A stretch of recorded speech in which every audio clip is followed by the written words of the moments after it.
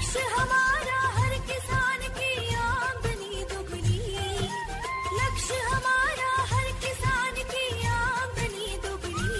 ऐसी नई नई तरकीबें अब हमको है चुननी। इस कार्यक्रम के प्रायोजक है कृषि एवं किसान कल्याण मंत्रालय, भारत सरकार। प्रधानमंत्री किसान मान धन योजना। मिलेगा पेंशन का सहारा, कृषक ना होगा बेसहारा, जुड़ेगा खुशियों से नाता, कटेगा सुख से बुढ़ापा, सुरक्षित होगा अन्नदाता, सुरक्षित होगा अन्नदाता। प्रधानमंत्री किसान मान धन योजना से लघु सीमांत किसानों का भविष्य होगा सुरक्षित और 60 वर्ष की आयु से 3,000 रूपए मासिक पेंशन होगी सुनिश्चित। 55 रूपए से 200 रूपए की मासिक किश्त देकर प्रवेश कर सकते हैं। 18 से 40 वर्ष तक के किसान इस अंशदायक योजना में सरकार देगी बराबर का योगदान। सभी किसान भाई बहन इस योजना के लाभ के लिए जन सेवा केंद्र में जाएं और अपना निःशुल्क नामांकन कराएं। प्रधानमंत्री किसान मान धन योजना, अन्नदाता के परिश्रम को संबल, पेंशन से सुरक्षित उनका कर। कृषि एवं किसान कल्याण मंत्रालय, भारत सरकार द्वारा जनहित में जारी। अरे अरे अरे क्या कर रहा है? इधर इधर इधर हम बोल रहे हैं तेरे बीजू का। उतला बोल रहा है? पक्षियों से तो हम खेत को बचा लेते हैं, पर इन घातक रसायनों से कैसे बचाएं? मतलब? देख बेटा, तू जो ये अंधाधुंध रसायन मिलाता है ना, मिट्टी की सेहत बिगड़ने लगी है। और जब माटी ही कमजोर पड़ जाएगी तो उपज कैसे सेहतमंद होगी? अरे पहले ऐसा नहीं था। पूछना अपने बड़े बुजुर्गों से, कैसे फसल लहलहाती थी, शुद्धता झलकती थी। हाँ, माटी भी तंदुरुस्त और लोग भी। अब पहली वाली बात कहाँ? पर अब तो सब यही डाले हैं। सब नहीं, आज भी लाखों जागरूक किसान परंपरागत विधि से फसल उगा रहे हैं। खर्चा कम और उपज की कीमत भी बेहतर पा रहे हैं। सच है? रे बेटे, एक्सपीरियंस से बता रहे हैं, धूप में बाल सफेद नहीं किए हैं। हाँ। ठीक है भाई, मैं भी आज से जैविक खेती शुरू करूंगा। माटी से प्रेम की परंपरा है, परंपरागत खेती। सभी किसान भाई बहनों को मेरा नमस्कार।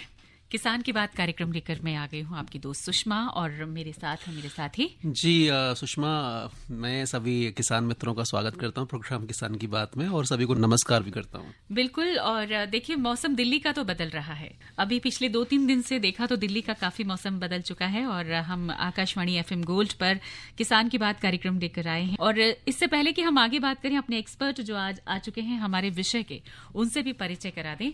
तो आज हमारे साथ हैं डॉक्टर राज सिंह, जो कि प्रधान वैज्ञानिक हैं सस्य विज्ञान संभाग, भारतीय कृषि अनुसंधान संस्थान, पूसा, नई दिल्ली में। सर, स्वागत है आपका। धन्यवाद। तो आज हम विषय भी कुछ मौसम से या क्लाइमेट चेंज जब होता है तो उसी से जुड़ा हुआ लेकर आए हैं सर। जी, वो आज का विषय है किसान भाइयों, मैं बता दूं आपको, बारानी क्षेत्रों में श्री अन्न को उगाने के लिए ग्रीष्मकालीन जुताई। अब श्री अन्न से ही आप लोग समझ गए होंगे कि हम बात करने वाली हैं मिलेट्स की, जी, जिसके लिए जो हमारे माननीय प्रधानमंत्री जी हैं जोर भी दे रहे हैं, और घर घर तक श्री अन्न को पहुंचाने की जो एक मुहिम चली हुई है वो आगे सक्सेस मिल रही है उसमें। जी जी जी। तो किसान भाइयों, आप भी इस कार्यक्रम से जुड़ सकते हैं। जी बिल्कुल। आज का जो विषय सुषमा ने आपको बताया, उस विषय से संबंधित कोई भी आपका सवाल है, कोई भी शंका है, तो सीधे आप फोन कर सकते हैं। और फोन नंबर हमारे वही हैं पुराने, 01123421608, और जो दूसरा नंबर है 24421081। जी। और व्हाट्सएप भी अगर करना चाहें तो उससे भी जुड़ सकते हैं। तो नंबर है 9868868753। तो इस पर भी आप जुड़ सकते हैं, फोन कॉल के जरिए तो जुड़ ही जाएंगे। और सबसे पहले डॉक्टर साहब, जो हम बारानी क्षेत्रों की बात कर रहे हैं, तो वो क्या है बारानी क्षेत्रों में, इसका महत्व क्या है? मतलब खेती क्या होती है ये बारानी खेती? देखिए, हमारे देश में जो बारानी खेती है उसका बहुत ही महत्व है। हाँ। क्योंकि अभी तक हमारे देश में जो नेट कल्टीवेटेड एरिया है वो लगभग 140 मिलियन हेक्टेयर है, और उसमें से 50% से अधिक क्षेत्र बारानी खेती के अंतर्गत आता है।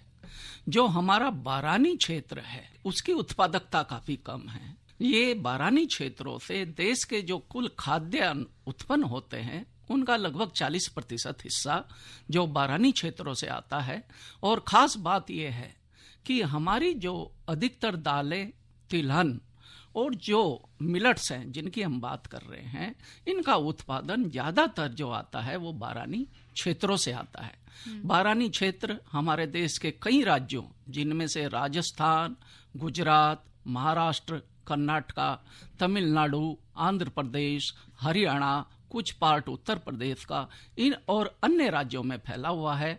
लेकिन अगर हम कृषि की दृष्टि से देखें और जो हमारे अन्न की जो आवश्यकता है उसको पूरी करने की दृष्टि से देखें तो बारानी क्षेत्रों का बहुत ही महत्व है। जी डॉक्टर साहब, ये तो हमने जान लिया कि बारानी खेती होती क्या है। अब बात आती है जैसे कि बारानी क्षेत्र हैं, हमारे जो भी किसान मित्र हैं बारानी क्षेत्रों में अन्न की फसल उगाना चाहते हैं, तो अब वो खेतों की तैयारी कैसे शुरू करें, क्या कुछ उनको करना चाहिए? देखिए, बारानी क्षेत्रों का जो खास विशेषता है, उनकी विशेषता यह है कि उनमें नमी की कमी होती है। ये ज्यादातर जो खेती होती है, जो वर्षा के रूप में जो नमी मिलती है, जो वर्षा जल प्राप्त होता है, उसी से खेती होती है। लेकिन आवश्यकता है कि उस जल का अधिक से अधिक संग्रहण हम जमीन में करें या वाटर हार्वेस्टिंग जो बॉडी है जैसे तालाब या टैंक, उनमें करें, जिससे कि आवश्यकता पड़ने पर हम सिंचाई दे सकें या खेत में जो नमी सिंचित की है उसमें अच्छी से अच्छी फसल पैदा कर सकें। इसी कड़ी में जो जुताई करते हैं, ग्रीष्मकालीन जुताई, ये भी एक महत्वपूर्ण कड़ी है, क्योंकि ग्रीष्मकालीन जुताई ज्यादातर जो करते हैं वो उसकी गहराई ज्यादा होती है, लगभग 50 सेंटीमीटर के तक होती है, और उसका जो मुख्य जो उद्देश्य होता है, उसका मुख्य उद्देश्य होता है कि उसकी जमीन की जो पपड़ी होती है, जो हार्ड लेयर होती है, उस पपड़ी को तोड़ा जाए, जिससे कि वर्षा के रूप में जो भी पानी प्राप्त हो वो जमीन में ही संग्रहित हो सके। इसके अलावा जो जमीन में जो कीड़े मकोड़े हैं, उनको जब मिट्टी को पलटते हैं तो वो एक्सपोज हो जाती है मिट्टी, और धूप के कारण जब जमीन का तापमान बढ़ता है तो जमीन के कीड़े मकोड़े और खरपतवार ये भी मर जाते हैं, तथा जमीन में जो हमारे कार्बनिक पदार्थ जैसे भूसा है, जो फसलों का अवशेष है या खरपतवार हैं, वो जब हम जुताई करते हैं तो वो मिट्टी में मिलकर जो वो खाद के रूप में काम आ जाते हैं। इसके अलावा जो हम समर में या ग्रीष्मकालीन जो जुताई करते हैं, उसका एक ये भी फायदा है कि जमीन की जो भौतिक संरचना है उसमें भी सुधार होता है। तो कुल मिलाकर देखा जाए तो जब ग्रीष्म ऋतु में जुताई करने से काफी फायदे होते हैं, और विशेष तौर से बारानी क्षेत्रों में यदि किसान भाई ग्रीष्म ऋतु में कम से कम 2 जुताई करनी पड़ती है। पहली जुताई की, उसके 15-20 दिन बाद दूसरी जुताई की, जिससे कि जो वर्षा से हमको पानी मिले वो अधिक से अधिक खेत में ही रहे, खेत से बाहर ना जाए, और उसका फायदा जो हम श्री अन्न की या दूसरी फसलें जो उगाते हैं उनको मिले। बिल्कुल। हमारे एक कॉलर भी आ चुके हैं, वो गाजियाबाद से हैं, यानी उत्तर प्रदेश का ही हिस्सा है, तो वो उनके खेत खाली पड़े हुए हैं, तो वो भी चाहते हैं कि श्री अन्न को उगाने के लिए मैं कौन सा, मतलब श्री अन्न की भी बहुत सारी वैरायटी है, तो क्या संभावनाएं हैं, तो उनसे बात करते हैं। हेलो, नमस्कार जी, डॉक्टर साहब को भी नमस्कार। हाँ जी, नमस्कार। अब जैसे फसल गेहूं की कटी है डॉक्टर साहब जी, तो अभी मौसम भी खराब है, तो क्या बारानी खेती अभी कर सकते हैं?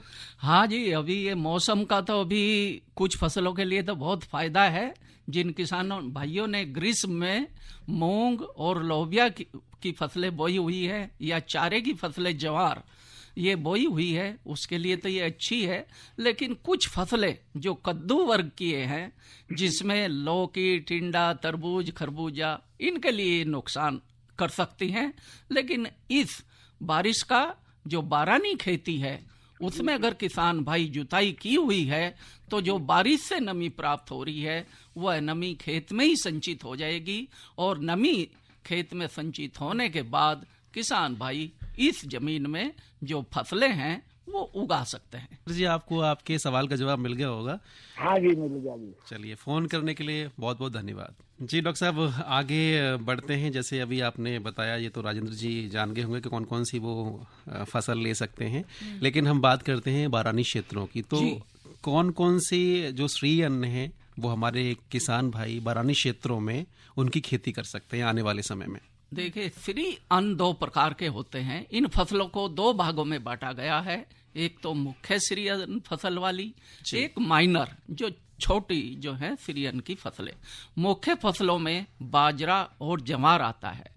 जितने श्री अन्न का उत्पादन है हमारे देश में अभी लगभग 19 से 20 मिलियन टन श्री अन्न का उत्पादन हो रहा है।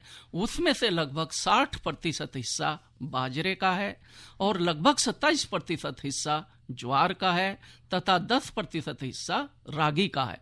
ये तीनों जो फसलें हैं ये मुख्य श्री अन्न फसलें आती हैं। इसके बाद जो छोटी जो सूक्ष्म फसलें हैं श्री अन्न की, जिनमें कंगनी, कुटकी, चिन्ना, सावा, प्रोसो ये आते हैं, इनका हिस्सा केवल 2 से 3% है। तो किसान, लेकिन ये सारी फसलें बारानी क्षेत्रों में अगर किसान भाई नमी संचित करके उगाएं तो खरीफ ऋतु में या वर्षा ऋतु में इनकी खेती करके किसान भाई अच्छा उत्पादन प्राप्त कर सकते हैं। बिल्कुल डॉक्टर साहब, आगे भी बात आपसे जारी रहेगी और हम खरीफ फसलों की बातें आप कर रहे थे कि आने वाले समय में उनकी बिजाई होनी है जी। तो आज खरीफ फसल 2023-24 को लेकर दिल्ली के नास कॉम्प्लेक्स में एक राष्ट्रीय सम्मेलन का आयोजन किया गया, जिसमें केंद्रीय कृषि एवं किसान कल्याण मंत्री श्री नरेंद्र सिंह तोमर ने क्या कुछ कहा, आइए सुनते हैं। आज आप सब लोग खरीफ सम्मेलन में भाग लेने के लिए आए हैं।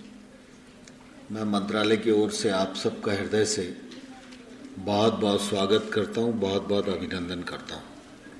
प्रतिवर्ष हम लोग रबी, खरीफ और जायद फसलों की दृष्टि से विचार विमर्श के लिए इस प्रकार का आयोजन करते हैं और मैं समझता हूँ कि इस कॉन्फ्रेंस में जो विचार विमर्श होता है उसी के आधार पर राज्यों में काम होता है। विद्यमान चुनौतियों का समय समय पर मुकाबला भी करेंगे और समाधान भी करेंगे। तो निश्चित रूप से जिन लक्ष्यों के लिए हम सब लोग काम कर रहे हैं उन लक्ष्यों को प्राप्त करने में हमें निश्चित रूप से सफलता मिलेगी। मुझे इस बात की प्रसन्नता है कि केंद्र सरकार और राज्य सरकार जिस प्रकार से काम कर रहे हैं उसके परिणाम स्वरूप आज खाद्यान्न का उत्पादन हो, दलहन का उत्पादन हो, तिलहन का उत्पादन हो, बागबानी की खेती हो, देश में उपलब्धता का सवाल हो, निर्यात का सवाल हो, तो हम यह मान सकते हैं कि बहुत ही अच्छी अवस्था में हम खड़े हुए। अच्छी सरकारें और अच्छी संस्थाएं वही होती हैं जो समय समय पर अपनी कमजोरियों पर विचार करें और उनको दूर करने के लिए स्ट्रेटेजी बनाएं। हम सब इस बात को भलीभांति जानते हैं कि अगर ये सब्सिडी बचेगी तो निश्चित रूप से कृषि क्षेत्र में और देश के अन्य क्षेत्रों में ये पैसा काम आएगा तो हम कहाँ के कहाँ पहुँच सकते हैं। इस दृष्टि से सभी को प्रोत्साहन मिले तो टेक्नोलॉजी का भी उपयोग किया जा रहा है, ब्रांड को बदलने जैसी बात भी कही गई है और पीएम प्रणाम जैसे प्रोत्साहन योजनाएं भी सरकार संचालित कर रही है, जिससे निश्चित रूप से राज्य इस दिशा में प्रेरित हों और जो अभियान है उस अभियान की दृष्टि से हम अपना योगदान कर सकें। फर्टिलाइजर में नैनो यूरिया, नैनो डीओपी ये भी आ गया है, इसकी उपलब्धता भी है, इसकी बिक्री भी हो रही है, उपयोग भी हो रहा है, लेकिन एक तो इसके उपयोग में राज्यों के द्वारा तेजी आना चाहिए, राज्यों की ओर से आग्रह बढ़ना चाहिए। मैं आप सबको इस बात के लिए बधाई देना चाहता हूं कि आप सब ने प्रयत्न पूर्वक हमारे खाद्यान्न की उपलब्धता से लेकर बाकी सब चीजों की उपलब्धता को सुचारू रूप से बनाए रखने में निश्चित रूप से बहुत अच्छा काम किया है और इसके लिए राज्य सरकार और किसान सभी बधाई के पात्र हैं। लेकिन इसमें मैं आईसीआर की भूमिका के लिए भी उल्लेख करना चाहूँगा कि हमारे वैज्ञानिक भी सतत अनुसंधान में लगे हुए हैं, लेकिन हम सब जानते हैं कि अभी अनुसंधान को और बढ़ाए रखने की आवश्यकता हमें लगती है, क्योंकि 2050 की चुनौती हम सब लोगों के सामने है, जब हमारी आबादी बढ़ने वाली है। दूसरा, आज भारत जिस राजनीतिक परिदृश्य पर खड़ा हुआ है, उसमें हमारी अपनी जिम्मेवारी तो है, अपने देश की जनता की जिम्मेवारी हमारे ऊपर है, लेकिन दुनिया के बहुत सारे देश जो हमसे आज अपेक्षा भरी नजरों से देख रहे हैं, उनकी अपेक्षा को भी पूरा करने की जिम्मेवारी भारतवर्ष के कंधों पर है। और इसलिए निश्चित रूप से चाहे वो फोर्टिफाइड फसलों का सवाल हो, चाहे उत्पादकता बढ़ाने का सवाल हो, चाहे जलवायु परिवर्तन के दौर में जो उच्च ताप है उसको सहन करने की शक्ति वाले बीजों के प्रचुरता का मामला हो, इन सब दिशाओं में हमको एक साथ काम करने की आवश्यकता है। खेती को आदर्श खेती कैसे बनाया जाए? हमारी पुरानी परंपराओं के अनुसार हम खेती कर रहे हैं, कुछ स्थानों पर टेक्नोलॉजी का भी समावेश किया गया है, लेकिन कुछ विसंगतियां हैं। तो आने वाले समय में आने वाली पीढ़ियां यह खेती के क्षेत्र में काम करने के लिए नहीं आएंगी, और अगर ऐसा हुआ तो आने वाले कल में एक बड़ी चुनौती भारत के सामने होगी। इस पर भी हम सब लोगों को विचार करना चाहिए, और इसके लिए जरूरी है कि खेती में ज्यादा से ज्यादा तकनीक का समर्थन बढ़े। जैसे जैसे टेक्नोलॉजी बढ़ेगी, खेती में काम करना आसान होगा, लागत कम होगी, दुष्प्रभाव कम होंगे और मुनाफे की स्थिति बढ़ सकेगी। और इसके लिए भारत सरकार डिजिटल एग्री मिशन पर काम कर रही है। हम लोग एग्री स्टैक बना रहे हैं। ये एग्री स्टैक राज्यों के लिए ही बनाया जा रहा है। आदर्श स्थिति तब होगी जब राज्य और केंद्र अपने यहाँ एग्री स्टैक के माध्यम से हर खेत को अपनी नजर से देख सके, हर खेत में कौन सी फसल हो रही है इसका अवलोकन कर सके, कहाँ ज्यादा हो रही है, कहाँ कम हो रही है, कहाँ बर्बादी हो रही है, कहाँ फायदा हो रहा है, यह हमारी आंखों से दिखे। और केंद्र और राज्य दोनों मिलकर अपने किसान को एडवाइज कर सके कि भाई इस बार आपको मूंग की खेती नहीं करना है, या इस बार इस हिस्से को मूंग की खेती करना है, इस हिस्से को फलाने की खेती करना है, इस हिस्से को फलाने की खेती करना है। उर्वरक का जो दुष्प्रभाव हो रहा है वो कौन रोकेगा, पानी का अपव्यय हो रहा है उसे कौन रोकेगा।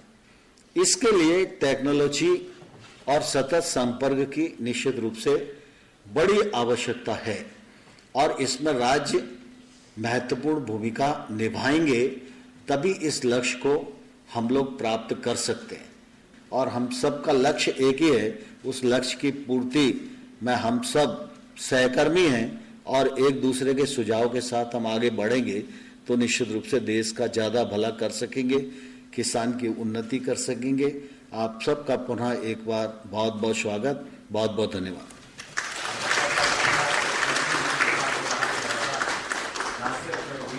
अभी आप राष्ट्रीय खरीफ फसल सम्मेलन 2023-24 पर केंद्रीय कृषि एवं किसान कल्याण मंत्री श्री नरेंद्र सिंह तोमर के वक्तव्य सुन रहे थे, और हम श्री अन्न पर भी बात कर रहे हैं डॉक्टर साहब जी। तो हमारी एक सक्सेस स्टोरी जाती है श्री अन्न पर हर अपने एपिसोड में, हर अंक में, तो हम वो एक स्टोरी अपने किसान भाइयों को भी सुनाना चाहते हैं ताकि वो श्री अन्न के प्रति थोड़े और जागरूक हो जाए जी।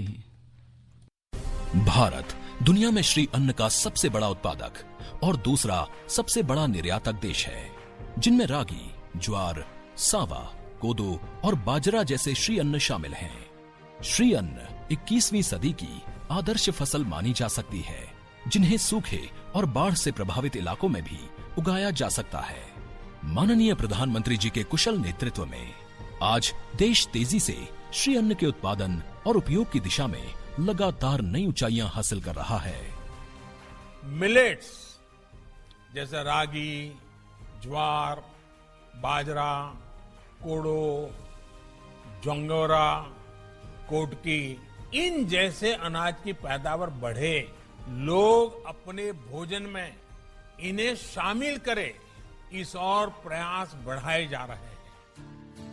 कम उत्पादन लागत और जलवायु की मार झेल सकने वाली फसल होने के नाते श्री अन्न छोटे और सीमांत किसानों, विशेषकर महिला किसानों को आर्थिक सुरक्षा और उच्च लाभ प्रदान कर रहे हैं, जिनकी परंपरागत रूप से श्री अन्न की खेती में महत्वपूर्ण भूमिका होती है।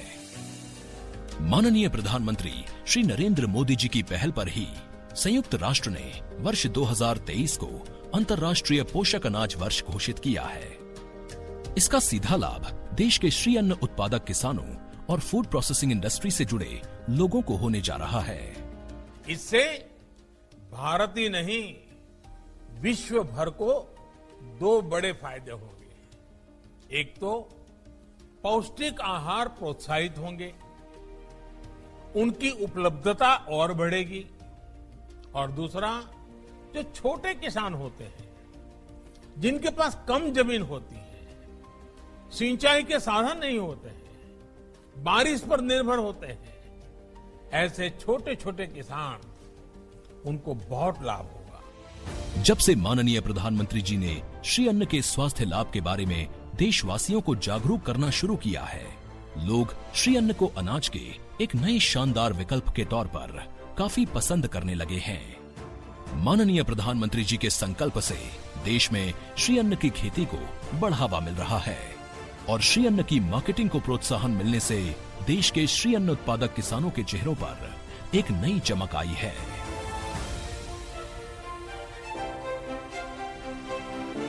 बिल्कुल, श्री अन्न को बढ़ावा देना भी है और श्री अन्न से ही जुड़ा हुआ हमारा किसान की बात का आज का सब्जेक्ट भी है।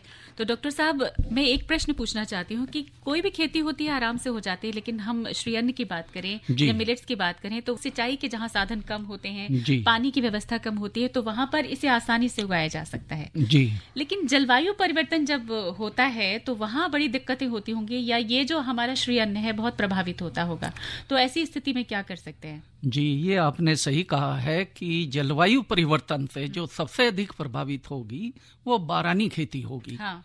क्योंकि बारानी खेती में जो उपलब्ध नमी होगी उसका सबसे ज्यादा जो अधिक तापमान बढ़ने से उसका नुकसान होगा, इसलिए इन क्षेत्रों में नमी की कमी होगी।